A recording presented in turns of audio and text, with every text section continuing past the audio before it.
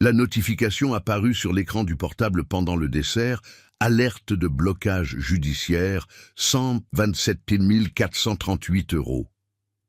Thomas se figea. À côté de lui, Sophie riait avec les amis, racontant leur dernier week-end à Monaco.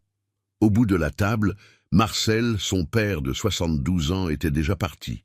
3 minutes plus tôt, après avoir été traité de charge ambulante, le vieil homme avait fait quelque chose. Quelque chose que Thomas ne comprendrait que lorsque l'avocat appellerait à 8 heures le lendemain matin.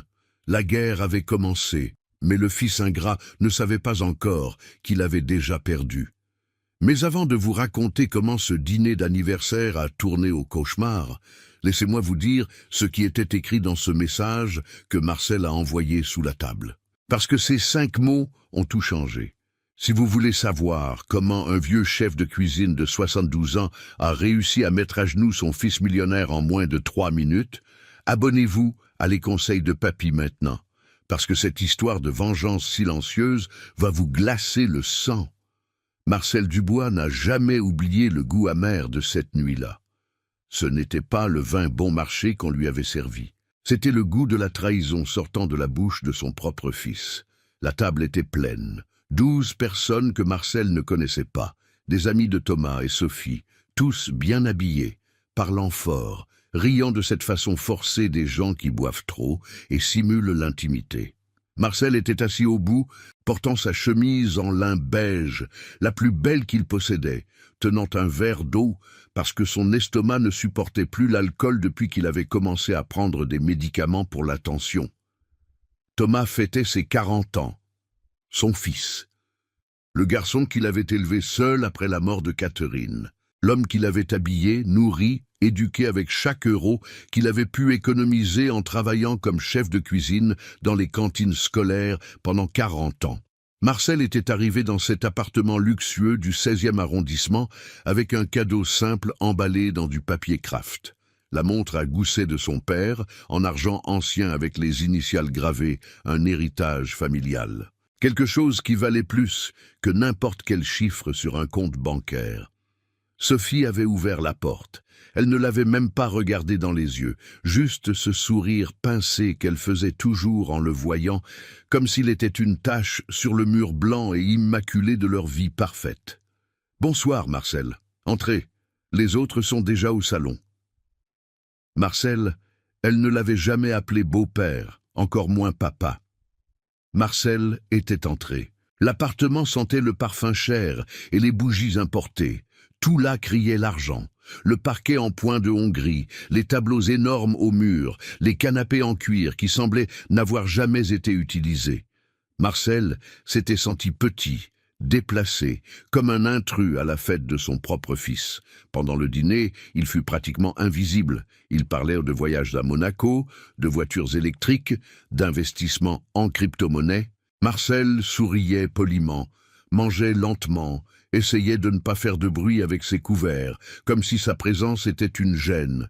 Et puis Sophie avait commencé « Vous savez, les gens, il y a des personnes qui ne comprennent simplement pas leur place dans la vie. » Elle avait dit ça en le regardant, discrètement mais directement. Il reste dépendant des autres au lieu de se débrouiller seul. Quelques personnes avaient ri doucement. Thomas buvait du vin rouge. Il n'avait rien dit. Marcel avait senti son cœur se serrer, mais il avait respiré profondément. Il n'allait pas lui donner cette satisfaction. Et puis, le coup était venu. Thomas, déjà à son 3e verre, les yeux vitreux et ce sourire tordu de quelqu'un qui a perdu son filtre, avait regardé Marcel et avait lâché, devant tout le monde, « Papa, franchement, tu ne fais que coûter de l'argent. » Le bruit de la table s'était arrêté pendant 1 seconde. Puis il était revenu avec des rires nerveux. Thomas avait continué « Depuis que maman est morte, ce ne sont que des factures, que des problèmes.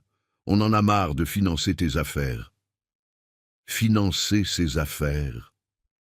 Marcel avait senti quelque chose se briser en lui. Ce n'était pas seulement son cœur, c'était quelque chose de plus profond.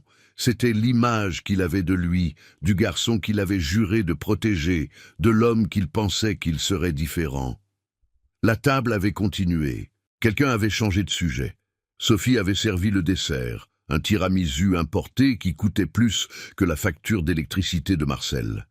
Et tout le monde était revenu à rire, à parler, comme si rien ne s'était passé. Mais quelque chose s'était passé. Marcel avait regardé autour de lui.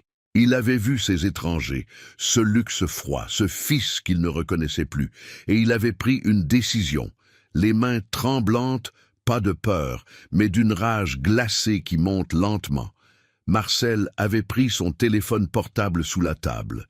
Il avait ouvert les messages, trouvé le contact de Maître Laurent, l'avocat qu'il avait conseillé 3 jours auparavant. Il avait écrit une seule ligne. Vous pouvez engager l'action immédiatement. Envoyé. Marcel était resté assis.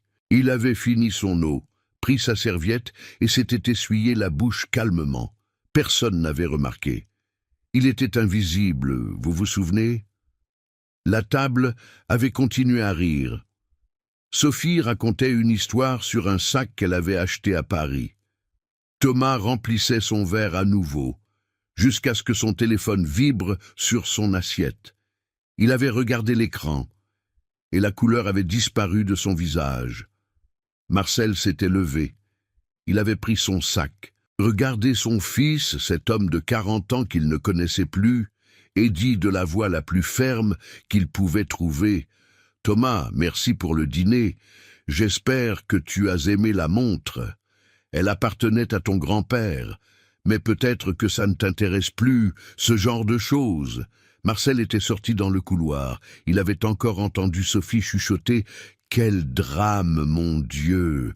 Marcel avait souri pour la première fois en des mois, parce qu'il n'était pas celui qui faisait du drame. Il était l'homme qui venait de récupérer sa dignité. Mais ce que Marcel ne savait pas encore, c'est que dans les minutes qui suivraient, le téléphone de Thomas allait exploser de notifications. Et ce qui était écrit sur cet écran allait changer absolument tout. Si vous voulez savoir ce qu'il y avait dans ce message de la banque qui a tout changé, abonnez-vous à la chaîne maintenant, parce que cette histoire ne fait que commencer et ce qui va suivre va vous couper le souffle. Mais avant de vous raconter ce qui s'est passé après ce dîner maudit, vous devez comprendre qui Marcel était vraiment. Et ce qu'il avait fait pour que ce fils puisse être assis à cette table en train d'humilier son propre père. Laissez-moi vous raconter qui il était vraiment. Pas le vieux qui ne fait que coûter de l'argent, mais l'homme qui avait construit un homme à partir de rien. Marcel Dubois avait 72 ans, des mains calleuses d'avoir épluché tant de pommes de terre, un dos douloureux d'avoir porté tant de grandes marmites et un cœur qui aurait dû abandonner depuis longtemps, mais qui s'obstinait à continuer de battre. Il avait été chef de cuisine dans les écoles publiques pendant 40 ans. Ce n'était pas un travail glamour. Marcel se levait à 5 heures du matin, prenait 2 RER bondés et passait toute la journée debout, dans la chaleur insupportable de cette cuisine industrielle, préparant de la nourriture pour 400 enfants. Son uniforme sentait toujours l'huile de friture. Ses ongles n'étaient jamais complètement propres. Et peu importe combien il les frottait. Mais c'était honnête, c'était digne, et ça payait les factures. Quand Marcel avait rencontré Catherine, il avait 24 ans, et elle 22. Elle était aide-soignante, travaillait dans des hôpitaux, avait ce sourire doux qui le faisait fondre. Ils s'étaient mariés lors d'une cérémonie simple à l'église du quartier. La fête avait eu lieu chez la mère de Marcel, avec des canapés qu'il avait fait lui-même et du champagne bon marché. 3 ans plus tard, Thomas était né. Et mon Dieu, comme Marcel avait aimé ce garçon. Il était petit, avait beaucoup de coliques, pleurait toute la nuit. Mais quand il regardait Marcel avec ses petits yeux sombres, Marcel sentait qu'il ferait n'importe quoi pour lui. N'importe quoi. Et c'est exactement ce qu'il avait fait.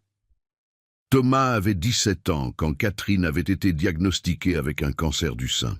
Marcel se souvenait encore du jour où le médecin les avait appelés dans cette petite salle froide de l'hôpital public. Il se souvenait de l'odeur d'alcool et de désinfectant. Il se souvenait d'avoir tenu la main de sa femme et de l'avoir sentie trembler. « Stade avancé », avait dit le médecin, comme s'il parlait de la météo. Catherine avait vécu encore 2 ans. 2 ans de chimiothérapie, d'hospitalisation, De voir cette femme forte dépérir devant lui, elle ne pouvait plus travailler. Marcel était devenu la seule source de revenus du foyer. Vous savez ce que c'est de soutenir une famille entière avec un salaire de chef de cantine? C'est faire des miracles avec des haricots et du riz. C'est porter les mêmes vêtements pendant des années. C'est ne rien acheter pour soi parce que chaque euro compte. Mais Thomas devait étudier. Il voulait être ingénieur. Et Marcel allait faire en sorte que ça arrive, même si ça devait le tuer. Quand était venu le temps des classes préparatoires, Marcel n'avait pas d'argent. Il n'avait pas d'économie. Il n'avait rien d'autre qu'une paire de boucles d'oreilles en or que sa grand-mère lui avait laissées. De l'or ancien, portugais, avec de petites perles. Il les gardait dans une petite boîte en bois et ne les portait que lors d'occasions spéciales. Marcel les avait apportés chez le bijoutier, Monsieur Gérard, là dans la rue du Marché. Il les avait pesés, les avait regardés avec cette loupe de bijoutier et avait offert à Marcel 2800 €. « C'est peu pour la valeur sentimentale, monsieur Dubois, avait-il dit avec pitié. Marcel avait souri. La valeur sentimentale, c'est de voir mon fils diplômé. Il les avait vendus. Thomas avait réussi le concours d'entrée à l'école centrale de Lyon, école d'ingénieurs privés. Frais de scolarité à l'époque, 4 000 € par an. Le salaire de Marcel, 2 100 €. Marcel avait fait les calculs. Ça ne fonctionnait pas, alors il avait commencé à faire des ménages le samedi. Maison de dames riches dans les beaux quartiers qui payaient 80 € la journée. Marcel sortait de l'école le vendredi après-midi, prenait le RER bondé, arrivait chez lui vers 20 h. Et le samedi à 7 h du matin, il était déjà avec un chiffon à la main, frottant le sol en marbre de gens qui n'avaient jamais lavé une assiette de leur vie. Le dimanche, Marcel le passait allongé sur le canapé parce que ses jambes ne tenaient plus. Ça avait duré 5 ans. 5 ans à payer cette école, euro par euro. 5 ans sans acheter de vêtements neufs, sans aller chez le coiffeur, sans manger au restaurant. Marcel vivait de Tupperware réchauffé et de café noir. Catherine était morte la 3e année des études de Thomas. C'était allé vite à la fin. Une semaine, elle parlait encore avec Marcel. La suivante, elle ne se réveillait plus. Marcel avait enterré sa femme avec l'argent qu'il avait emprunté à son frère Jacques, et il avait continué à payer l'école. Quand Thomas avait obtenu son diplôme, il avait trouvé un bon emploi dans une entreprise de construction. 2 ans plus tard, il était venu parler à Marcel d'une fille qu'il avait rencontrée, Sophie, avocate, fille d'un promoteur immobilier. « Elle est différente, papa », avait dit Thomas avec cette lueur dans les yeux. Différente, elle l'était vraiment.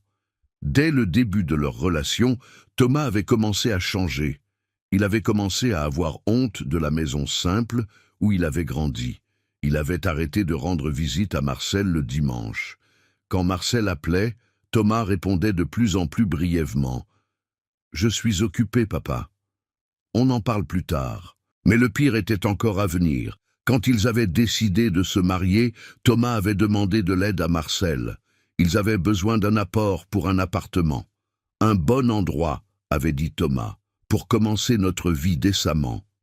Marcel avait eu la maison où Catherine et lui avaient vécu pendant 28 ans. Ce n'était pas grand, ce n'était pas luxueux, mais c'était à lui. C'était le seul patrimoine qu'il avait au monde. Marcel l'avait vendu pour 95 000 €. Il en avait donné 65 000 à son fils. « C'est pour que tu commences bien, mon garçon », avait dit Marcel en lui remettant le chèque. Thomas l'avait embrassé. « Merci, papa, je vais te rembourser. Tu peux en être sûr. » Il ne l'a jamais remboursé. Marcel était allé vivre dans un studio d'1,5 pièce à Montreuil. Loyer, 580 € par mois. Il pleuvait à l'intérieur quand il y avait des tempêtes. La salle de bain avait de la moisissure. Mais c'était ce que Marcel pouvait payer avec sa retraite de 1 200 €. Et Thomas avait acheté un appartement dans le 16e arrondissement. 3 chambres, balcon, double garage. Marcel était allé le visiter une seule fois. Sophie ne lui avait même pas offert un café. Mais Marcel n'avait pas encore compris l'ampleur de l'ingratitude.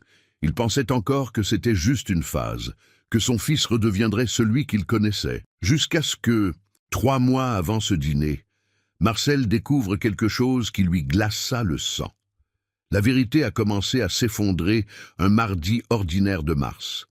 Marcel revenait de la pharmacie, portant un petit sac avec ses médicaments du mois. Ramipril pour la tension, atorvastatine pour le cholestérol et un antiacide parce que son estomac brûlait tout le temps à cause du stress. Il avait dépensé 98 €. Plus de la moitié était sortie de sa poche parce que le nouveau médicament pour la tension n'était pas disponible au centre de santé. Marcel s'était assis à l'arrêt de bus pour se reposer. Ses jambes lui faisaient mal. Arthrose au genou gauche. Le médecin lui avait dit qu'il devait faire de la kinésithérapie, mais chaque séance coûtait 55 €. Impossible. C'est là que Madame Irène s'était assise à côté de lui. Elle travaillait comme concierge dans un immeuble de bureaux sur l'avenue des Champs-Élysées. Elle se connaissait de l'église. « Marcel, quelle coïncidence de te trouver ici !» Ils avaient parlé de banalité. Le temps, les prix au supermarché, la violence dans la ville. Et puis, elle avait lâché, sans aucune méchanceté. « Hier, j'ai vu ton fils et sa femme sortir de l'immeuble où je travaille. Quelle belle femme, mon Dieu, et élégante. Elle avait un beau sac, on aurait dit ceux des magazines. » Le cœur de Marcel s'était serré. « Ils travaillent là-bas ?»« Ah, je ne sais pas s'ils y travaillent, mais ils sortaient du Jules Verne, ce restaurant chic au dernier étage de la Tour Eiffel. Tu sais combien coûte le déjeuner là-bas ? Ma fille y est allée une fois et a payé 180 € pour un plat. Un seul plat. » Marcel avait souri jaune. 180 € pour un plat. Marcel déjeunait avec 8 €. C'est bien qu'ils aillent bien, n'est-ce pas? Ton fils a bien réussi dans la vie. Tu dois être fier. Fier. Marcel était rentré chez lui et avait fait ce qu'il n'aurait pas dû faire. Il avait ouvert Instagram. Il avait créé un compte des mois auparavant, juste pour pouvoir voir les photos que Thomas postait. Thomas ne le suivait pas en retour. Sophie avait un profil privé, mais celui de Thomas était public. Marcel avait commencé à faire défiler l'écran, et chaque photo était un coup de couteau. Sophie devant une boutique Louis Vuitton tenant des sacs. Légende, cadeau pour moi-même, parce que je le mérite. Thomas dans un restaurant japonais cher, avec ses plateaux de sushi qui ressemblent à des œuvres d'art. Légende, vendredi béni. Tous les deux sur une plage de Cancun, sur une chaise longue face à la mer bleue cristallin. Sophie en bikini rouge, lui torse nu, des cocktails colorés à la main. Légende, recharge d'énergie au paradis. Cancun. Ils étaient allés à Cancun. Marcel avait continué à défiler. Photo d'une nouvelle voiture dans le garage. Une BMW gris-argent étincelante. Le nouveau membre de la famille est arrivé. Photos de restaurants chers, vins importés, hôtels 5 étoiles, vêtements de marque. Et pendant ce temps, 3 semaines auparavant, Marcel avait appelé Thomas pour lui demander de lui prêter 200 € pour acheter ses médicaments parce que sa retraite avait du retard. « Papa, c'est difficile ce mois-ci. Laisse-moi voir si je peux la semaine prochaine. » Il n'a jamais pu. Marcel avait payé les médicaments avec l'argent qu'il avait économisé pour acheter une nouvelle couverture. La sienne était déchirée. Marcel avait passé tout l'hiver à trembler de froid sous une couverture trouée parce que son fils n'avait pas 200 € à lui prêter. Mais il avait de l'argent pour une BMW. Marcel avait continué à enquêter comme un fou. Il l'admettait, mais il devait comprendre. Il avait découvert qu'il ne vivait plus dans l'appartement qu'ils avaient acheté avec son argent. Celui-là, il l'avait loué. Maintenant, il vivait dans un penthouse dans le 16e. Marcel avait cherché l'adresse sur Google. Les penthouses là-bas coûtaient à partir de 1 500 000 €. 1 500 000 €. Et Marcel payait 580 € pour un studio où il pleuvait à l'intérieur. Mais le pire absolu, était encore à venir. C'est Pauline qui l'avait dit à Marcel, la même qui travaillait dans l'immeuble de Sophie. Elle avait appelé Marcel un jeudi soir. « Marcel, je dois te dire quelque chose. Je ne sais pas si c'est bien, mais tu dois savoir. » L'estomac de Marcel s'était retourné. « Aujourd'hui, Je nettoyais la salle de réunion et j'ai entendu Sophie parler avec des amies avocates. Elle parlait de toi. Silence lourd. Qu'est-ce qu'elles ont dit, Pauline? Sophie riait. Elle disait que tu appelais comme un désespéré en demandant de l'aide, que c'était très lourd d'avoir un beau-père sans structure financière, que les gens de ta génération ne savaient pas économiser et que maintenant les enfants devaient payer les pots cassés. Chaque mot était une balle. Et tu sais ce qu'elle a dit à la fin? Silence. Dieu merci, j'ai convaincu Thomas de couper le cordon ombilical. S'il n'avait tenu qu'à lui, il te paierait encore une pension. Marcel avait raccroché. Il n'avait même pas pu remercier Pauline. Il s'était assis par terre dans la cuisine et avait pleuré. Il avait pleuré tout ce qu'il avait retenu pendant des mois, des années peut-être. Cordon ombilical, comme s'il était un poids mort accroché à leur vie, comme s'il n'avait pas vendu sa maison pour faire l'apport de leur appartement, comme s'il n'avait pas travaillé 40 ans jusqu'à ce que son corps abandonne, comme s'il n'avait pas élevé cet homme seul, avec des mains calleuses et le cœur brisé. Cette nuit-là, Marcel avait à peine dormi. Il était resté à regarder le plafond fissuré de son studio, écoutant les rats courir dans le faux plafond. Et il avait pensé, jusqu'à quand? Jusqu'à quand allait-il accepter d'être traité comme une poubelle? Jusqu'à quand allait-il prétendre que tout allait bien? Jusqu'à quand allait-il permettre à son propre fils de l'humilier? C'est là, sur ce sol froid, dans cette aube silencieuse, que quelque chose en Marcel était mort. Ce n'était pas l'amour. L'amour d'un père ne meurt pas. Il est têtu. Il insiste même quand il ne devrait pas. Ce qui était mort, c'était la peur de le perdre. Parce qu'avouons-le, Marcel l'avait déjà perdu depuis longtemps. Et à la place de cette peur était née autre chose, une certitude froide, calculée, déterminée. Si son fils avait oublié ce que Marcel avait fait pour lui, Marcel allait devoir le lui rappeler de la pire des façons. Et c'est exactement cette semaine-là que quelque chose s'est passé. Quelque chose qui a poussé Marcel à la limite. La goutte d'eau qui a fait déborder le vase. Et c'est là que Marcel a décidé. Ça suffit. Le tuyau a éclaté lundi matin, 6h30. Marcel dormait encore quand il a entendu le bruit de l'eau qui jaillissait. Il s'est levé, effrayé, marchant sur un sol trempé. L'eau venait de l'intérieur du mur de la salle de bain, jaillissant par une fissure dont Marcel ignorait l'existence. En 5 minutes, la moitié du studio était inondée. Marcel avait essayé de fermer le robinet d'arrêt tout seul, mais sa main tremblait tellement qu'il n'y arrivait pas. Il avait appelé le syndic, un homme de mauvaise humeur qui le regardait toujours avec paresse.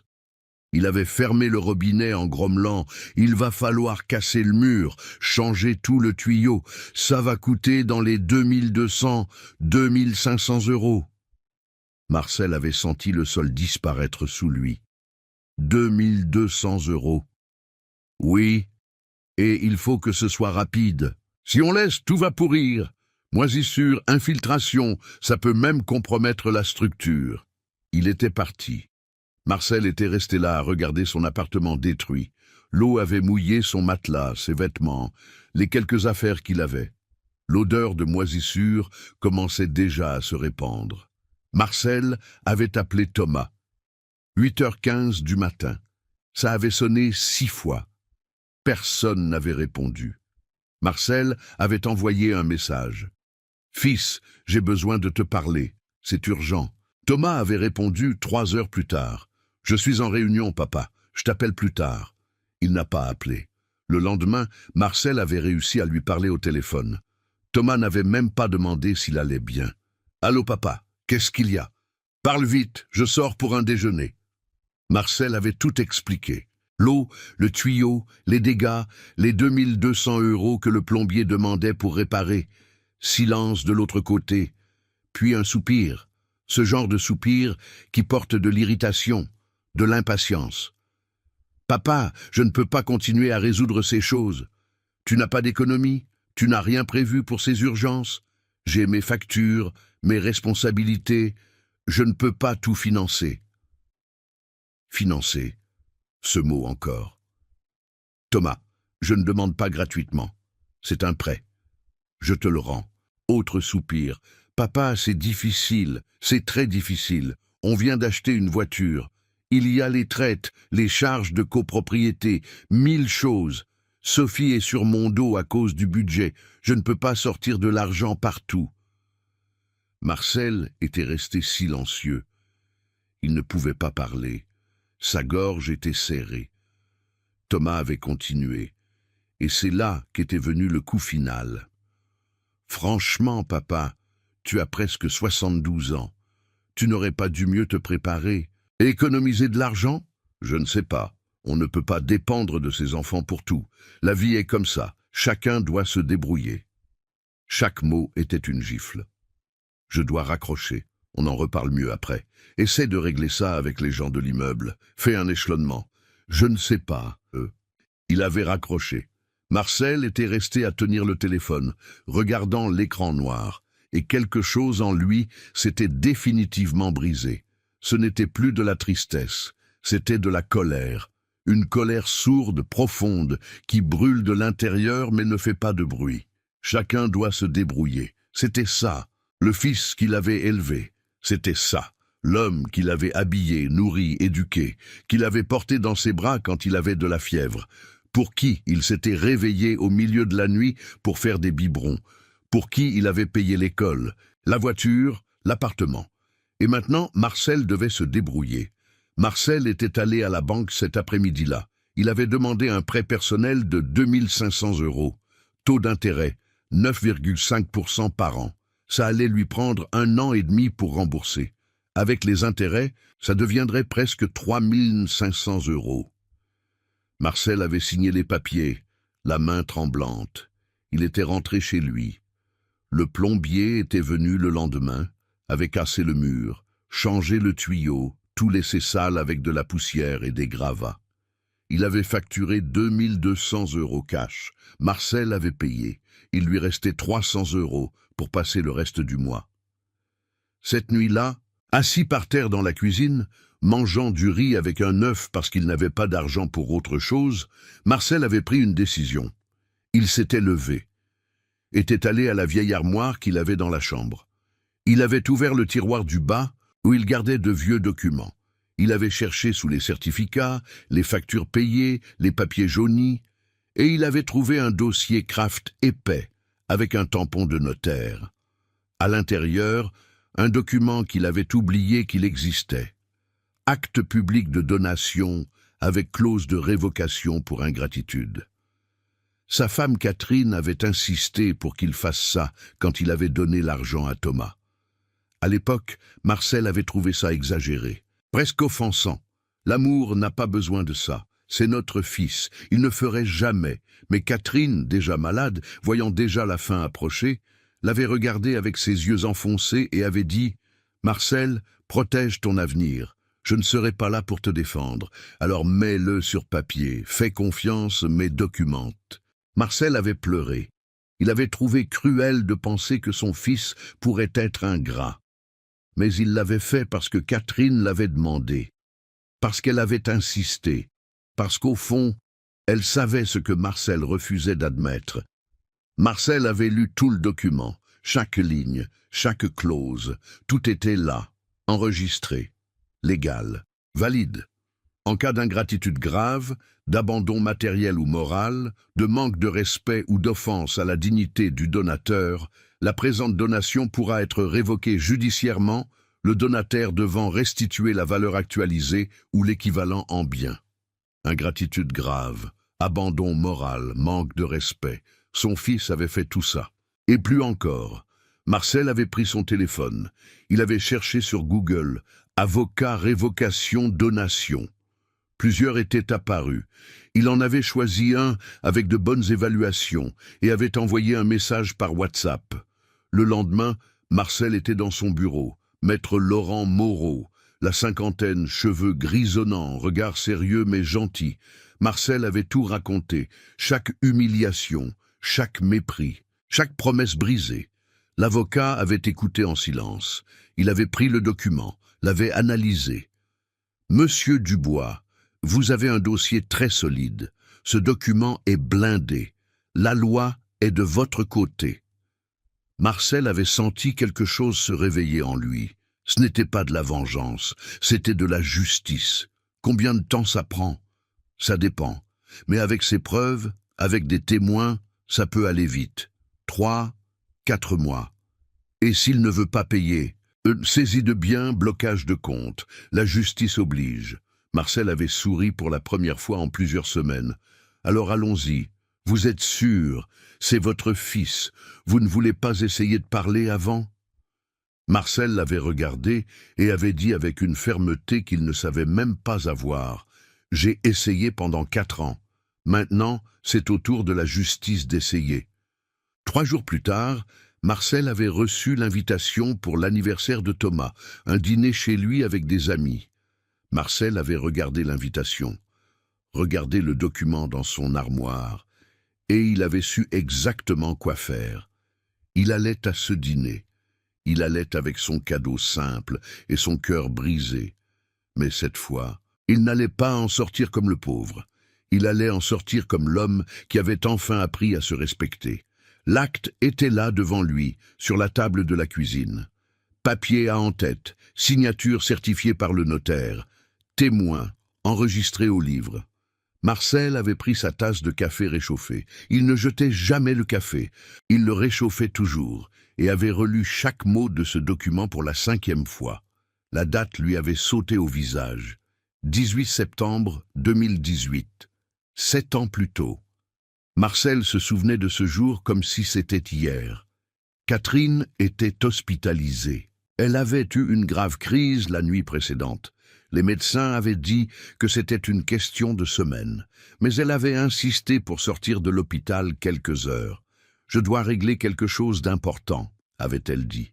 Ils étaient allés directement chez le notaire. Marcel d'un côté d'elle, la soutenant pratiquement debout. Elle était maigre, jaunie, respirait difficilement, mais elle était déterminée.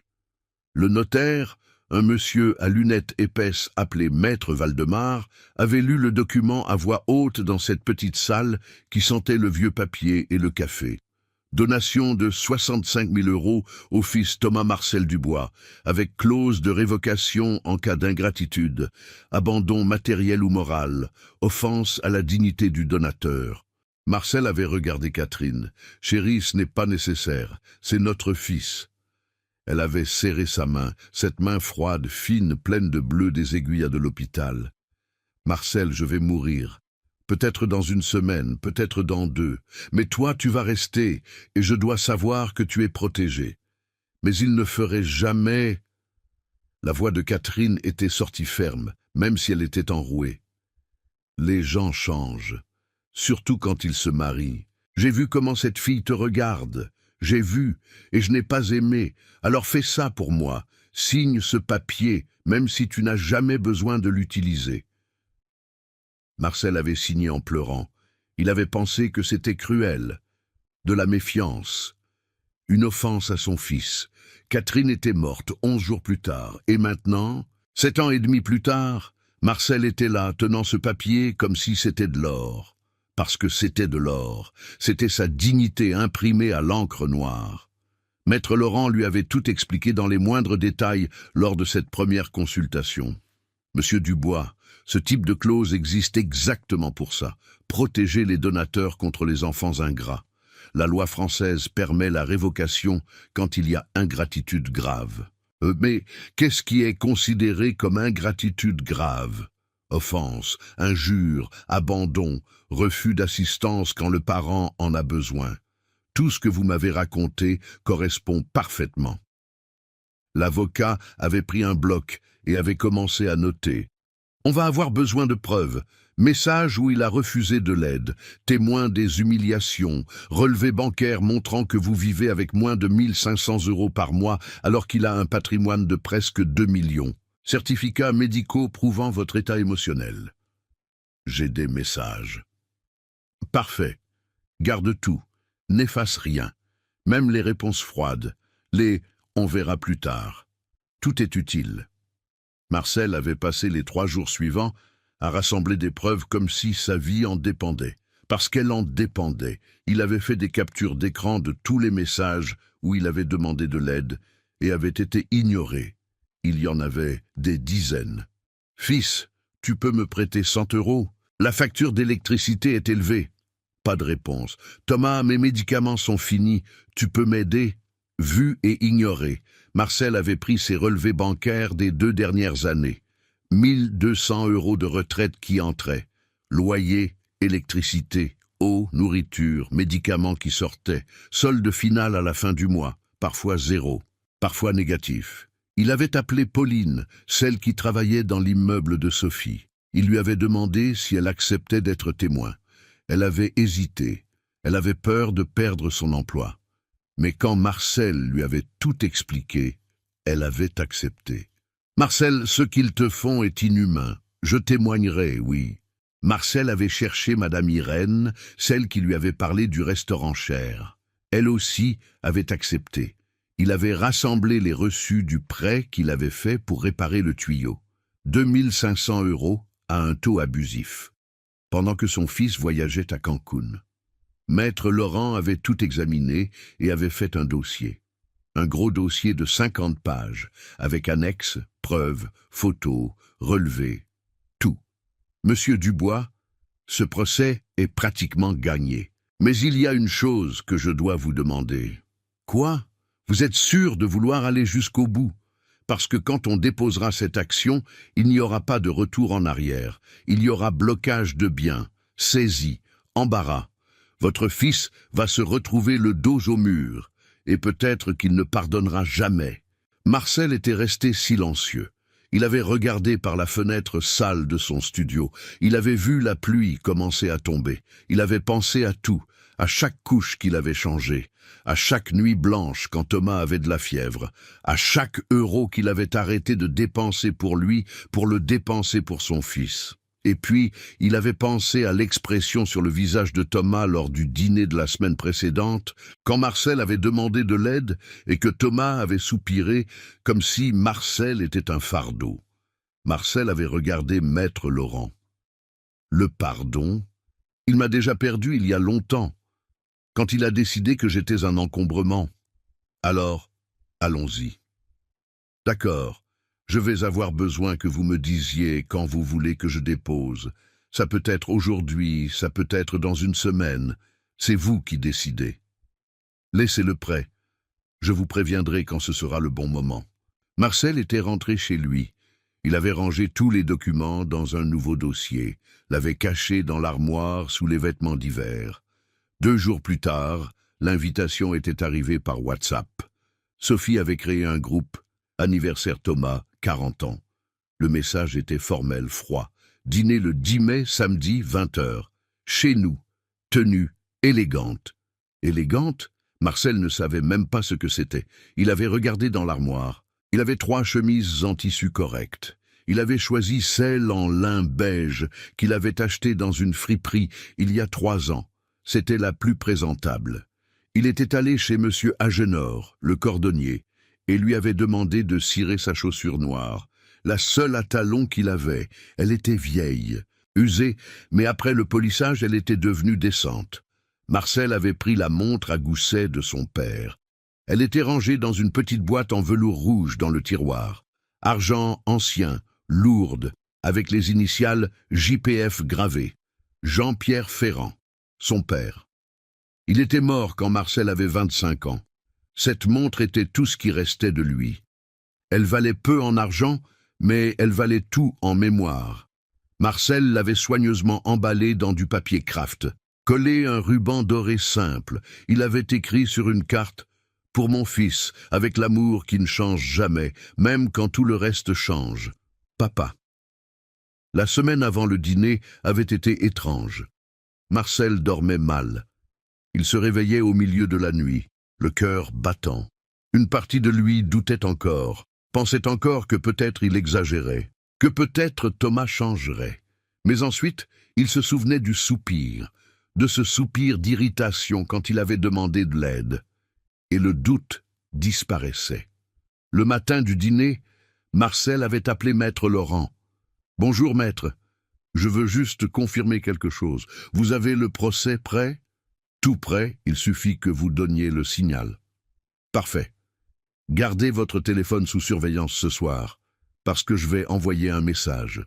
Et quand je l'enverrai, vous déposerez immédiatement. D'accord. Silence de l'autre côté. Monsieur Dubois, il va se passer quelque chose ce soir? Marcel avait souri. Un sourire amer, mais un sourire. Oui, la justice va se faire. Marcel était arrivé à ce dîner le cœur brisé, mais la colonne vertébrale droite, parce que pour la première fois en des années, il n'allait pas dans cette maison comme le père qui demandait des miettes. Il allait comme l'homme qui avait enfin appris que le respect ne se demande pas. Il s'impose. Marcel était arrivé au Penthouse à 20h15. 15 minutes de retard parce que le métro avait mis du temps et qu'il avait encore dû marcher 3 pâtés de maison sous une petite bruine. Ses cheveux étaient humides. Sa chaussure serrait. La chemise en lin beige avait une légère odeur de naphtaline que Marcel avait essayé de masquer avec un parfum bon marché qu'il avait acheté à la pharmacie. Marcel avait sonné à l'interphone. Ça avait pris presque 2 minutes avant que quelqu'un réponde. On entendait des rires de l'autre côté de la porte. Musique d'ambiance. Bruit de verre qui teinte. Sophie avait ouvert. Robe noire moulante, décolletée dans le dos, escarpin à talons fins rouges, cheveux attachés en queue de cheval haute et parfaite. Maquillage impeccable. Ce parfum français qui coûtait plus que la facture d'électricité de Marcel. Elle avait regardé Marcel de haut en bas, rapidement, évalué, jugé. « Bonsoir Marcel, entrez. » Aucun « Comment allez-vous » Aucun « C'est bien que vous soyez venu. Juste, entrez. » Marcel était entré. Le salon était plein, des gens beaux, élégants, tenant des verres de vin rouge en cristal, conversation superposée. Quelqu'un riait trop fort près du balcon. L'appartement était encore plus luxueux que dans le souvenir de Marcel. Nouvelle lampe, nouveau tableau au mur, une sculpture moderne en métal qui semblait ne servir à rien d'autre qu'à être chère. Thomas était au milieu du salon. Chemise sociale bleu clair, sans cravate, pantalon de tailleur gris. Il riait de quelque chose qu'un ami à barbe rousse racontait. Il n'avait même pas vu Marcel entrer. Marcel était resté là, debout, tenant son cadeau emballé dans du papier kraft, se sentant invisible. Sophie ne l'avait même pas présenté aux gens, elle avait simplement montré la table. « Vous pouvez mettre le cadeau là-bas. » Marcel avait posé son cadeau au milieu de boîtes emballées dans du papier sophistiqué, des nœuds en satin, des sacs de marque. Son emballage en kraft ressemblait à une poubelle au milieu de tout ça. Thomas avait finalement vu Marcel. Il était venu vers lui. Il ne l'avait pas serré dans ses bras, il avait fait 2 bises rapides dans l'air, loin du visage de Marcel. « Salut papa, c'est bien que tu sois venu. » Le ton était protocolaire. Comme si Marcel était une connaissance lointaine. « Joyeux anniversaire, fils. 40 ans. Tu es déjà un homme fait. » Oui, le temps passe. Thomas regardait déjà derrière Marcel, vers le reste du salon. « Installe-toi. Il y a des boissons là-bas. La nourriture va sortir bientôt. » Et il était parti. Il était retourné vers ses amis. Marcel était resté seul. Un homme de 72 ans en chemise beige de friperie et chaussures serrées, au milieu d'une fête où personne ne le connaissait et personne ne s'en souciait. Marcel s'était servi un verre d'eau. S'était assis sur une chaise dans le coin. Il avait observé. C'étaient tous de ce monde-là. Avocats, ingénieurs, entrepreneurs. Il parlait de marchés financiers, d'actions, de voyages internationaux. Une blonde en robe dorée racontait un week-end à Punta Cana. Un garçon avec des lunettes de soleil sur la tête, à l'intérieur de la maison, parlait d'acheter un appartement à Miami comme investissement. Marcel était un fantôme là. Le dîner avait été servi. Sophie avait fait appel à un traiteur. Des serveurs en gilet noir circulaient avec des plateaux. Saumon grillé, risotto aux champignons, asperges, dessert aux fruits rouges avec de la crème, vin italien importé. Marcel s'était assis au bout de la table. 12 personnes. Marcel à la dernière chaise, près de la cuisine. Il avait mangé en silence. Le saumon était bon, Mais Marcel sentait à peine le goût. Son estomac était noué. C'est pendant le dessert que ça avait commencé. Sophie, déjà à son 3e verre de vin, avait commencé à parler plus fort.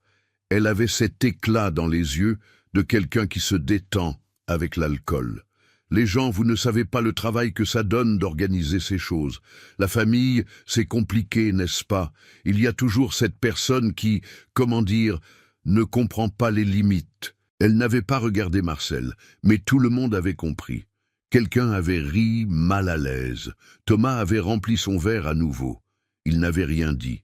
Sophie avait continué. C'est cette histoire, vous savez. Il y a des gens qui pensent que les enfants sont une banque, que c'est normal de demander.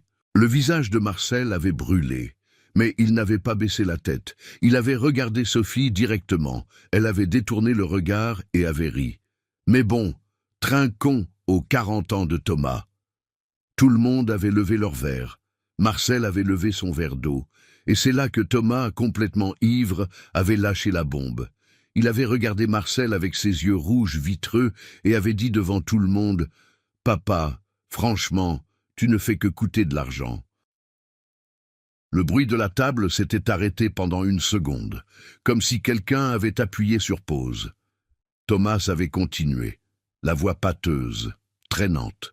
« Depuis que maman est morte, ce ne sont que des factures, que des problèmes. On en a marre de financer tes affaires. Vraiment marre. » La table avait recommencé à bouger, rire nerveux. Quelqu'un avait changé de sujet trop rapidement. Une femme aux cheveux bouclés avait lancé une conversation sur un nouveau restaurant. Sophie souriait. Ce sourire de victoire. Marcel était resté là, immobile, tenant son verre d'eau si fort qu'il pensait qu'il allait se briser. Et puis il avait senti, ce n'était pas de la tristesse, ce n'était pas de la honte, c'était une clarté absolue.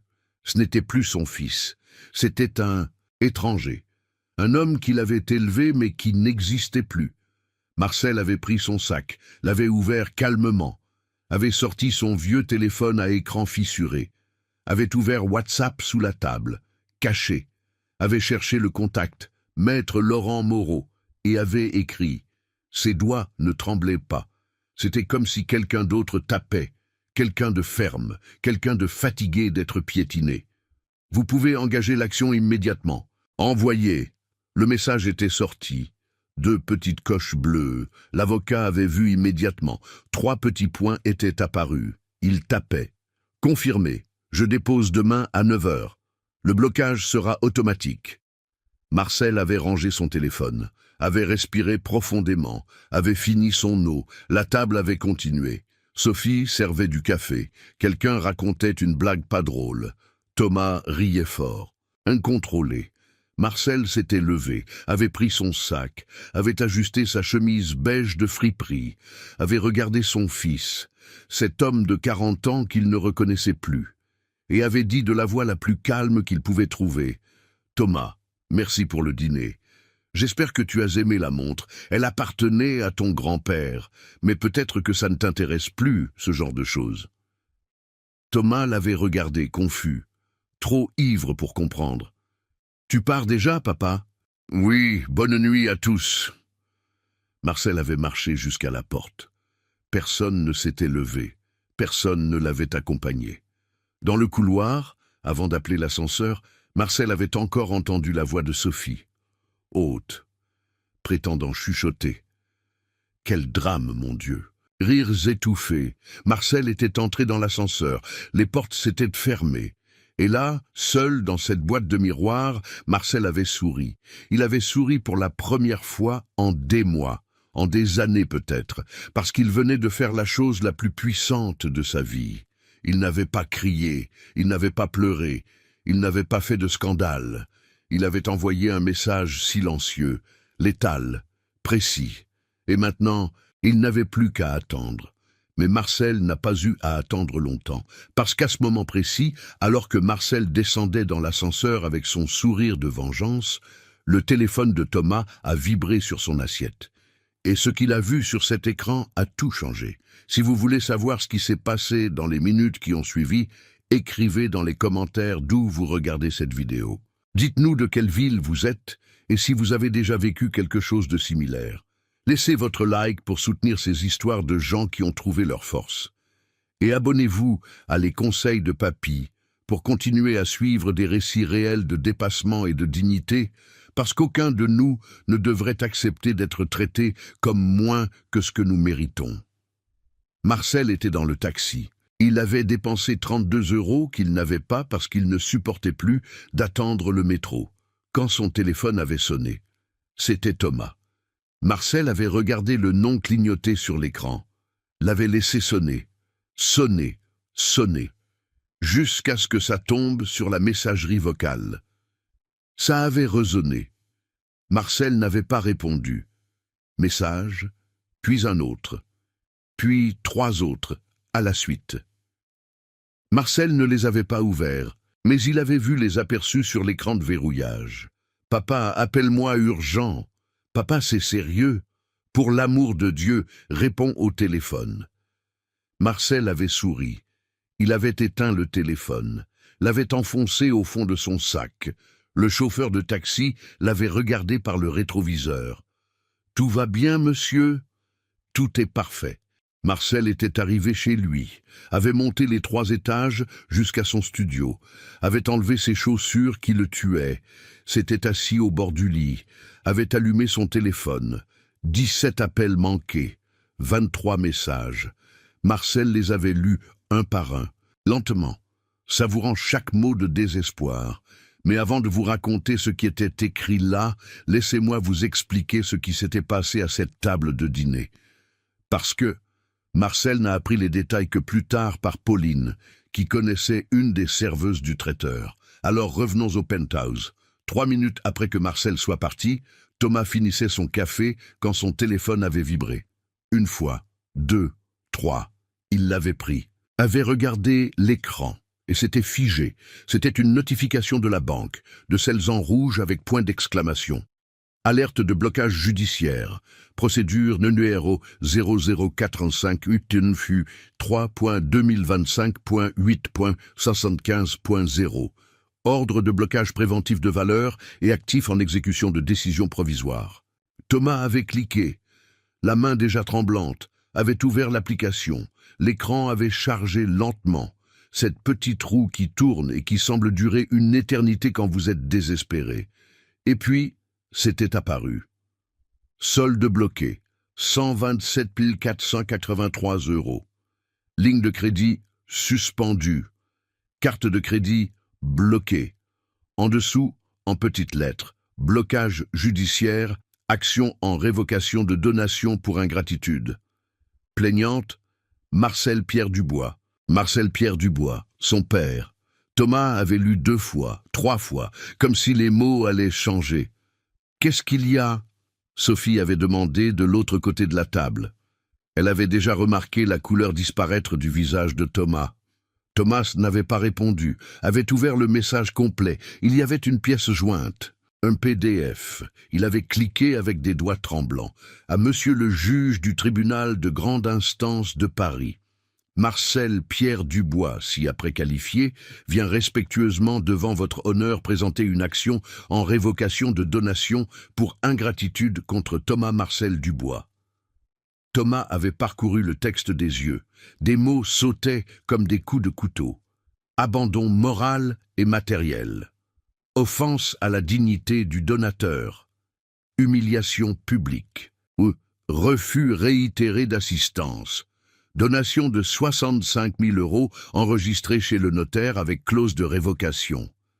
65 000 €. Actualisé, selon le document, ça dépassait déjà 127 400 €. Thomas. Sophie s'était levée de sa chaise. « Qu'est-ce qui se passe ?» Thomas ne pouvait pas parler. Il avait juste montré le téléphone à Sophie. Sophie avait lu. Ses yeux s'étaient élargis de plus en plus. « C'est un mensonge. Il ne peut pas faire ça. Il ne peut pas. » « Si, il peut », une des amies avocates de Sophie avait dit. Elle s'était approchée, curieuse, avait lu par-dessus l'épaule de Sophie. Donation avec clause de révocation. Si l'ingratitude grave est prouvée, la loi permet de révoquer. et d'après ce que je vois ici, vous êtes foutus. » Le silence qui était tombé sur cette table était plus lourd que du plomb. Les 12 invités regardaient, certains avec pitié, d'autres avec cette curiosité morbide de quelqu'un qui voit le cirque prendre feu et veut voir jusqu'où ça va aller. Sophie avait commencé à crier. « C'est absurde, il fait ça parce qu'il est vengeur, parce que je ne le laisse pas manipuler Thomas. Ça ne mènera nulle part. » Mais l'amie avocate avait secoué la tête. « Si, ça va mener quelque part. Et vite. Il y a une jurisprudence forte. S'il a des preuves d'abandon, d'offense, de refus d'aide, le juge accorde facilement. Et avec une ordonnance provisoire, le blocage est immédiat. » Thomas avait essayé d'appeler Marcel. 1 fois, 2, 5, 10. Marcel n'avait répondu à aucune. Thomas avait envoyé des messages. « Papa, je dois te parler. S'il te plaît, réponds. » « On peut régler ça en parlant, ce n'est pas nécessaire. » Sophie avait arraché le téléphone des mains de Thomas. « Arrête de t'humilier, c'est lui qui va voir. On va engager le meilleur avocat de Paris et on va le poursuivre pour rien, l'ami avait interrompu. Parce qu'il a raison, et si vous n'avez pas de quoi rembourser cet argent, vous allez devoir vendre quelque chose. » Silence. « Vendre quoi ?» Sophie avait demandé, la voix étranglée. « Voiture, appartement, ce qu'il y a à son nom. Le juge peut saisir jusqu'à trouver la valeur. » La fête s'était terminée là. Les invités avaient commencé à partir. Excuse bancale. « Ah, il est tard, j'ai un rendez-vous tôt demain. » C'était super. « Joyeux anniversaire, Thomas. » En 20 minutes, l'appartement était vide. Il ne restait que Thomas et Sophie, et le silence lourd de quelqu'un qui venait de se faire renverser par un train. Pendant ce temps, Marcel était dans son studio, allongé sur le lit, lisant les messages de Thomas calmement. Le dernier disait « Papa, pour l'amour de Dieu, parlons. Je sais que j'ai eu tort, pardon. On règle ça. Ne laisse pas aller aussi loin. » Marcel avait soupiré, avait bloqué le numéro de Thomas. Ce n'était pas de la cruauté, c'était de la survie. Thomas avait eu des années pour le traiter avec respect, des années pour l'aider quand Marcel avait demandé, des années pour être le fils que Marcel avait élevé. Il avait choisi de l'humilier devant des étrangers, à son propre anniversaire. Maintenant, il allait apprendre qu'un père n'est pas un paillasson, n'est pas une banque, n'est pas quelqu'un qu'on utilise et qu'on jette. Un père est un être humain, avec de la dignité, avec des limites, avec des droits. Et Marcel venait d'utiliser le sien. Marcel avait éteint la lumière, fermé les yeux. Et pour la première fois en 4 ans, depuis la mort de Catherine, il avait dormi toute la nuit sans se réveiller avec une oppression dans la poitrine. Parce que la justice, quand elle arrive enfin, apaise même le cœur le plus brisé. Mais la guerre ne faisait que commencer, parce que Sophie n'était pas le genre de femme à accepter la défaite en silence. Et dans les 4 mois suivants, Marcel allait découvrir jusqu'où une personne désespérée était capable d'aller. Le procès a été déposé un lundi à 9h du matin. Maître Laurent avait appelé Marcel à 9h20. Monsieur Dubois, c'est fait. Le juge est Madame Helena Vasconcelos. Elle est connue pour être rigoureuse et impartiale. C'est bon pour nous. Marcel avait senti un frisson dans son ventre. Mais ce n'était pas de la peur, c'était de l'adrénaline. Et maintenant? Maintenant, on attend leur défense. Ils ont 15 jours pour répondre, mais le blocage est déjà actif. Ils ne peuvent pas toucher à l'argent tant que le juge n'a pas décidé. Marcel avait raccroché. S'était fait un café, s'était assis à la fenêtre du studio et avait regardé la rue grise en bas. Des enfants allant à l'école, des gens courant au travail. La vie continuant comme si rien n'avait changé. Mais pour Marcel, tout avait changé. 3 jours plus tard, Thomas était apparu à sa porte. Il était 19h. Marcel préparait une soupe de légumes, la même qu'il faisait chaque semaine parce que ça durait longtemps et que c'était pas cher. On avait frappé à la porte, fort, désespéré. Marcel avait regardé par le Judas. C'était Thomas, seul, sans Sophie. Marcel avait ouvert la porte juste jusqu'où la chaîne le permettait. « Papa, je dois te parler. On n'a rien à se dire. Parle avec mon avocat. Papa, pour l'amour de Dieu, ouvre cette porte. On règle ça. » Marcel avait regardé dans ses yeux. Ils étaient rouges. Marcel ne savait pas si c'était l'alcool ou les pleurs. Peut-être les deux. « Régler comment, Thomas? En m'humiliant encore? En me traitant de charge ?» Thomas avait baissé la tête. « J'étais ivre. Je ne voulais pas dire ça. Ivre, tu penses que c'était juste cette nuit-là et les autres fois où j'ai demandé de l'aide et où tu as fait semblant de ne pas voir et les 3 ans où tu as à peine appelé pour savoir si j'étais vivant? Je sais que j'ai eu tort, papa, je sais, mais on est une famille. On ne règle pas les choses comme ça par la justice. » Marcel avait eu un rire sec, amer. Une famille prend soin. Une famille respecte. Une famille ne laisse pas la mère, le père dans le besoin pendant qu'elle voyage à Cancun. Thomas était resté silencieux. « Retire ça, s'il te plaît. Je te rends l'argent. On fait un échelonnement. Je ne sais pas. Mais retire ce procès. » Non. Le mot était sorti ferme. « Papa. » J'ai dit non, Thomas. Va-t'en. Marcel avait fermé la porte, avait entendu Thomas de l'autre côté, respirant fort, puis les pas descendant l'escalier. Marcel était retourné à la cuisine. Sa soupe avait débordé sur le feu. Il avait éteint, s'était assis par terre et avait pleuré, parce que ça faisait encore mal, même avec toute la colère, toute la déception. Ça faisait encore mal de voir son fils comme ça, mais Marcel n'était pas revenu en arrière. 2 semaines plus tard, leur défense était arrivée. Maître Laurent avait appelé Marcel. « Monsieur Dubois, ils ont engagé un gros cabinet, Silvera, un associé, très cher. Ils doivent payer dans les 15 000 € rien que d'honoraires initiaux. » Et qu'est-ce qu'ils ont argumenté?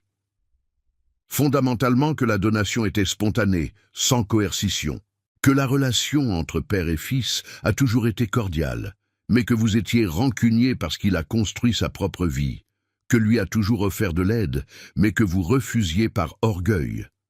Marcel avait presque ri. De l'orgueil, c'est ce qu'ils essaient de vendre. Mais, monsieur Dubois, nous avons des preuves, beaucoup de preuves. Et ils en avaient vraiment. Maître Laurent avait monté une présentation de 82 pages. Avec les annexes, ça arrivait à 150. Capture d'écran des messages où Marcel demandait de l'aide et était ignoré. Date, heure, visualisation confirmée. Relevé du prêt que Marcel avait fait pour réparer le tuyau. Intérêts abusifs. Alors que le compte bancaire de Thomas avait un solde de 127 000 €. Photo de l'Instagram de Thomas et Sophie. Cancun. Restaurant cher, BMW. Tout daté et imprimé. Reçus médicaux de Marcel, médicaments, consultations. Tout payé seul alors que Thomas disait que c'était difficile. Et les témoins. Pauline avait été la première. Elle avait témoigné au tribunal un jeudi pluvieux. Marcel était là, assis sur les bancs durs du couloir, attendant. Elle était sortie de la salle et était venue vers lui. « J'ai tout raconté, Marcel. Comment Sophie parlait mal de toi au téléphone. Comment elle riait de tes appels. Tout. Madame Irène avait été la deuxième. Elle avait confirmé qu'elle avait vu Thomas et Sophie dans des endroits chers, alors que Marcel vivait avec moins de 1 500 € par mois. Et il y avait eu un autre témoin que Marcel n'attendait pas. Julien, un ancien collègue de travail de Thomas, qui avait été présent au dîner d'anniversaire. Il s'était senti tellement mal à l'aise avec la scène qu'il avait cherché Marcel sur Facebook et s'était proposé pour témoigner. « Monsieur Dubois, ce qu'il a fait à ce dîner était inhumain. J'ai un père, je ne lui parlerai jamais comme ça. Je veux vous aider. » Maître Laurent avait tout présenté au juge dans un dossier relié avec des séparateurs colorés, des marqueurs, des graphiques comparatifs de revenus, une chronologie des événements. Ça avait été un massacre technique. Leur défense, aussi chère soit-elle, ne pouvait rien faire contre les faits. Thomas avait essayé de chercher Marcel 3 autres fois. Il était apparu au marché où Marcel faisait toujours ses courses. s'était arrêté devant lui entre les étals de légumes. « Papa, écoute-moi. » Marcel l'avait évité, avait continué à marcher. Thomas avait envoyé des fleurs à son adresse, un bouquet de roses jaunes avec une carte. « Pardonne-moi, je t'aime. » Marcel avait donné les fleurs à Madame Sida, sa voisine. Thomas avait appelé de numéros inconnus. Marcel reconnaissait la voix et raccrochait.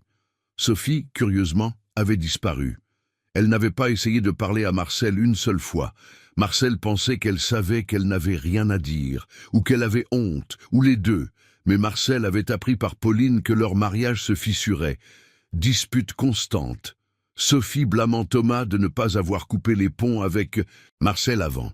Thomas blâmant Sophie d'avoir empoisonné sa tête contre Marcel, l'appartement luxueux, la voiture importée, les voyages. Rien de tout ça ne tenait un mariage construit sur la vanité. 2 mois et demi après le début du procès, l'audience de conciliation avait eu lieu. Marcel était d'un côté de la longue table, Thomas et Sophie de l'autre. Les avocats au milieu, le juge à la tête. Sophie portait un tailleur gris. Maquillage parfait.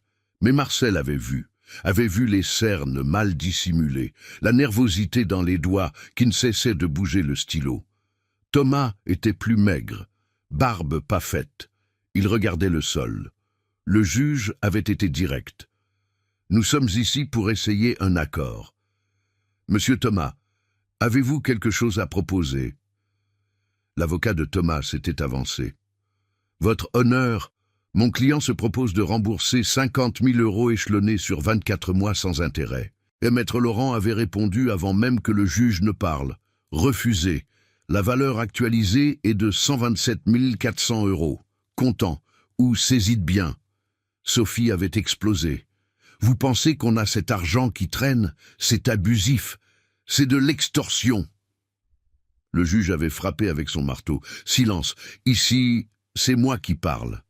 Et d'après la documentation que j'ai lue, vous et votre mari avez un patrimoine suffisant pour couvrir cette valeur. Voiture de 75 000 €. Propriété de 500 000. Ne venez pas me faire un discours sur l'impossibilité. » Sophie était devenue rouge. Le juge avait regardé Marcel. « Monsieur Marcel, acceptez-vous un quelconque échelonnement ?» Marcel avait regardé son fils, cet homme qu'il avait élevé, qu'il avait aimé, qu'il avait brisé, et avait dit « Non, votre honneur, je veux la valeur intégrale, comme le veut la loi. » Thomas avait levé les yeux. Il y avait des larmes, mais Marcel n'avait pas baissé les siens, parce que pour la première fois de sa vie, Marcel avait appris que la compassion sans limite devient un paillasson. Et Marcel ne serait plus jamais le paillasson de personne, pas même de son propre fils. Le jugement est sorti un mardi, 4 mois et 3 jours après que Marcel ait envoyé ce message au dîner. Maître Laurent avait appelé Marcel à 11 h du matin. Marcel étendait du linge sur le fil dans la cour de l'immeuble. « Monsieur Dubois, c'est sorti, vous avez gagné, totalement !» Marcel avait lâché le linge mouillé dans le panier, s'était assis sur le sol en ciment chaud. « Gagné comment ?»« Complètement. Le juge a accepté tous nos arguments, a condamné votre fils à rembourser 127 400 € actualisés avec un délai de 60 jours. S'il ne paie pas, saisie immédiate de biens. » Marcel était resté silencieux. Ce n'était pas de la joie qu'il ressentait, c'était quelque chose d'étrange, un mélange de victoire et de deuil. « Le jugement est magnifique, monsieur Dubois. Le juge a été dur. Il a écrit que le manque de respect à la dignité paternelle ne peut être toléré sous aucun prétexte, surtout quand il est prouvé que le parent a renoncé à son propre patrimoine en faveur du fils ingrat. » Ce sont ces mots. Marcel avait raccroché. S'était assis là, sur le sol chaud, regardant le ciel bleu, et avait pleuré. Mais ce n'étaient pas des larmes de tristesse, c'étaient des larmes de libération, comme si un poids gigantesque avait été enlevé de son dos. Thomas et Sophie n'avaient pas 127 400 € qui traînaient, pas en liquide, ils avaient du patrimoine. Mais le patrimoine ne se transforme pas en argent du jour au lendemain. Ils avaient essayé de faire appel. L'avocat Cher avait déposé un recours, refusé, avait essayé une Demande d'échelonnement extraordinaire. Refusé. Le juge avait été clair. Le défendeur a démontré une capacité financière suffisante pour restituer la valeur, qu'il vende ses biens de luxe si nécessaire. Et c'est ce qui s'est passé. La BMW gris-argent étincelante, achetée il y a moins d'1 an, est allée au parking de vente aux enchères judiciaires, vendue pour 68 000 €. Moins que ce qu'ils avaient payé, mais c'était quand même une somme considérable. Avec cet argent, ils avaient payé la dette de Marcel. Il leur restait encore environ 60 000 €. Mais les dégâts étaient déjà faits. Sophie n'avait pas supporté. D'après Pauline, qui entendait tout à travers les couloirs du bureau, Sophie blâmait Thomas tous les jours. « Si tu m'avais écouté, si tu l'avais coupé avant. Maintenant, on a perdu la voiture à cause de ce vieux. » Vieux. Marcel. Qui avait donné sa vie pour cet homme? C'était ce vieux. 3 semaines après le paiement, Thomas avait envoyé un message à Marcel.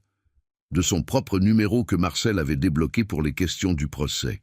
« Papa, j'ai transféré l'argent. J'espère que tu seras heureux. J'ai appris trop tard, mais j'ai appris. » Marcel n'avait pas répondu. Une semaine plus tard, un autre message. Sophie a demandé le divorce. Elle dit qu'elle ne supporte plus l'humiliation d'avoir perdu la voiture, que la vie qu'elle imaginait est finie. Je pense qu'elle ne m'a jamais vraiment aimé. Elle a aimé ce que je pouvais donner. Marcel n'avait pas répondu non plus, mais il avait avoué avoir ressenti une pointe, pas de satisfaction pour leur séparation, mais de tristesse que son fils récolte ce qu'il avait semé. Avec l'argent en banque, 127 400 €, Marcel était allé directement à une agence immobilière. « Je veux acheter un appartement, petit, sans financement. » L'agent, une jeune femme aux cheveux bouclés, l'avait emmené voir 5 options. Marcel en avait choisi un de 2 chambres à Montreuil. 4e étage, avec ascenseur, sans infiltration, sans moisissure, des fenêtres qui fermaient correctement.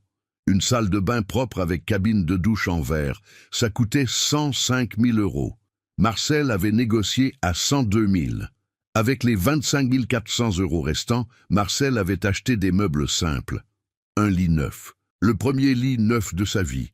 Un canapé beige 2 places, une petite table basse, un réfrigérateur, une cuisinière, une petite machine à laver, et il lui restait encore de l'argent pour faire un cours de pâtisserie qu'il avait toujours voulu faire. Marcel avait toujours rêvé de faire des gâteaux sur commande, des tartes, des pâtisseries fines. À 72 ans, recommencer semblait impossible, mais là, il était, dans sa nouvelle cuisine, avec son tablier propre, apprenant à faire des millefeuilles. Thomas avait essayé de voir Marcel en personne 2 fois après le jugement. La première, Marcel revenait du marché. Thomas était à la porte de son nouvel immeuble. Il avait découvert l'adresse. Marcel ne savait pas comment. « Papa, on peut parler ?»« Parler de quoi, Thomas ?»« De tout. De comment j'ai été un idiot. Comment j'ai laissé cette femme m'éloigner de toi. Comment... » « Thomas, Marcel l'avait coupé. Tu ne l'as pas laissé faire quoi que ce soit. Tu as choisi. Chaque fois que j'ai demandé de l'aide et que tu as fait semblant de ne pas voir. Chaque fois que j'ai appelé et que tu as raccroché. Chaque fois que j'en avais besoin et que tu as dit « c'est difficile ». C'était tes choix, pas les siens. Thomas avait avalé difficilement. Je sais, je le sais maintenant. Parfait, alors apprends à vivre avec. Marcel était monté. Thomas ne l'avait pas suivi. 6 mois après la fin du procès, une lettre manuscrite était arrivée. 3 pages. Marcel avait reconnu l'écriture tordue de Thomas, la même qu'il lui avait apprise quand il avait 6 ans. Marcel ne va pas reproduire toute la lettre ici, mais il va vous raconter l'essentiel. Thomas avait écrit qu'il avait accepté un emploi moins bien dans une autre entreprise. Salaire plus bas, sans avantage, qu'il vivait dans un appartement loué simple à Pantin, que Sophie s'était remariée avec un entrepreneur plus âgé, plus riche. Elle a trouvé ce qu'elle a toujours voulu. Thomas avait écrit avec amertume, et puis était venu le passage qui avait fait pleurer Marcel. « Papa, j'ai appris de la pire des façons que la famille ne s'achète pas avec de l'argent. Elle s'achète avec de la présence, avec du respect, avec de l'amour véritable. J'ai jeté la personne la plus importante de ma vie à cause de l'orgueil, à cause d'une femme qui ne m'a jamais vraiment aimé. Et maintenant, quand je me regarde dans le miroir, je n'aime pas l'homme que je vois. Je n'attends pas que tu me pardonnes. J'espère juste que tu es heureux, parce que tu as toujours mérité plus que ce que je t'ai donné. » Marcel avait plié la lettre, l'avait rangée dans un tiroir. Il n'avait pas encore répondu. Pas encore. Peut-être un jour. Peut-être jamais. Mais pour la première fois, la décision était à Marcel, et seulement à Marcel. Aujourd'hui, 1 an et demi après ce dîner maudit, Marcel se réveille dans son propre appartement, fait son café dans sa cuisine, ouvre les rideaux de sa fenêtre qui n'a pas d'infiltration. Il a 3 clientes fixes pour des gâteaux. Madame Shirley lui commande un gâteau tous les samedis. Julienne veut une tarte tous les mois pour l'anniversaire de sa fille. Et Christiane l'a appelé pour faire les pâtisseries du mariage de sa nièce. Ce n'est pas une fortune, mais c'est de la dignité, de l'autonomie. C'est savoir qu'il ne dépend de personne. Parfois, la nuit, Marcel pense encore à Thomas, se demande comment il va, s'il a vraiment appris, s'il a changé. Mais ensuite, il se souvient. La vie de Thomas n'est plus sa responsabilité, ça ne l'a jamais été. Marcel a fait sa part, plus que sa part. Maintenant, c'est au tour de Thomas d'apprendre à être un vrai homme. Et Marcel a appris que l'amour propre n'est pas de l'égoïsme, c'est de la survie. C'est savoir que personne, absolument personne, n'a le droit de piétiner notre dignité, même pas un fils. Si cette histoire a touché votre cœur, dites-nous dans les commentaires d'où vous regardez cette vidéo. Écrivez ici de quelle ville vous êtes et si vous avez déjà vécu quelque chose de similaire. Laissez votre like pour soutenir ces histoires de gens qui ont trouvé leur force. Et abonnez-vous à Les Conseils de Papy pour continuer à suivre des récits réels de dépassement et de dignité, parce qu'aucun de nous ne devrait accepter d'être traité comme moins que ce que nous méritons.